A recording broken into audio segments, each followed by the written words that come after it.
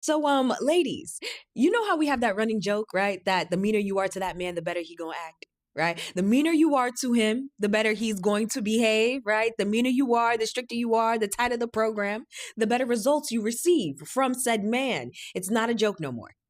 It's not a joke. Nope, you got 30 minutes, in fact, because the meaner the women of today become will increase the better quality of men for tomorrow. Amen. And I'm talking scientifically. Scientific evidence supports this. The more aggressive you women get, the better quality of men you will have to pick from tomorrow. And if we're really going to take it all the way there, even a man will tell you. Even a man will tell you he like his women mean. He like his girl mean. He like it. He knows that that's the woman he needs by his side to actually build whatever empire he envisions. He knows this. They'll either say it straight out, listen, my girl mean as shit. She mean as fuck. Or they'll make a joke about it, oh, nobody hates on you harder than your girl. But at the end of the day, that's the woman he chooses to make his wife because he know. He can't do shit with that soft woman. You know exactly the kind of soft I'm talking about. Please, let's not play that semantics game here, okay? Okay. And now commences the part where I give you the scientific evidence so that you could use in future arguments. You are welcome. According to the National Institutes of Health, Lund University, and the PubMed Central, female aggression, female rejection actually acts as a stimulant that helps trigger evolution and helps shapes the characteristic traits of males.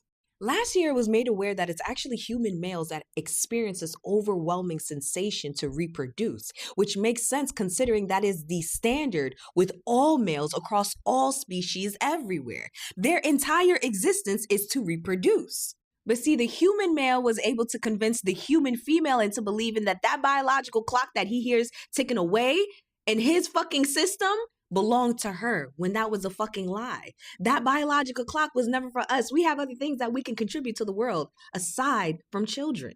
So now it makes sense when you think about it that if a female rejects a male, that he would evolve into becoming exactly what she would accept. Because the whole point is for what? Him to get accepted by her so that he can what? Reproduce.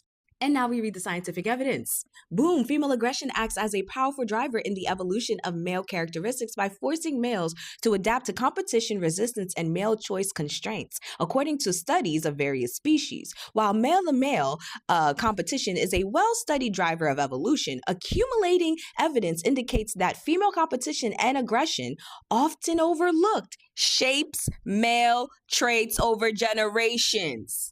But I specifically got to bring you ladies to the bulletin point where they're talking about the mate choice and quality control. In some species, such as fish, right? Aggressive females may reject inferior males, promoting the evolution of better adapted, higher quality males. This is what we need to do. This is what we need to do. Men truly think with their penis, and their penis tells them to reproduce. Their penis tells them make babies, make babies, make babies. And they're always looking for somebody to do what? Make some fucking babies. If you reject them, don't get me wrong, violence will also increase. But if we stand strong long enough, they will adapt because their penis is literally pulling them to us. And we're not just talking about their behavioral characteristic traits. We're also talking about physical. You see how these men now are getting smaller, shorter, more curvy, less bass in their voice, no Adam apple, no facial hair, no connecting beard, no nothing.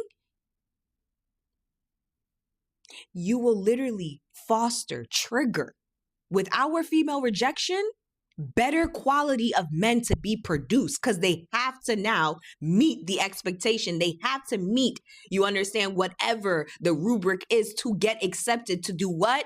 Reproduce. This is why most man haters, have a husband, have a man that act right. This is why the meanest fucking girl woman has been in the longest, healthiest, you understand, long-term relationship that you fucking know. This is the reason why. It's because she's mean. And if you want to increase, you understand, the better quality of men that your daughter, your granddaughter, your great-great-granddaughter will have to pick from, all of the women of today collectively have to make the decision to be mean. Be mean. And really quick, let me touch on the violence, because those are the two options that the men have, right? The males have when they are faced with female aggression, female rejection. They'll either get violent or they're going to get with the program, right? In the event that they actually get violent, like I stated, Sacrifices have to be made, you know what I mean? But if we continue on, the long-term result is actually decreasing male aggression. In the bulletin point labeled Redefining Male Bias Power Structures, it talks about these species of bonobos, right? How when the females banded together, keyword, banded together, right? When they are displaying female aggression, that it actually acts as a counteract towards male dominance and male aggression, suppressing the dominant males, shaping social dominance hierarchies, which can, over time, select for reduced aggression in males.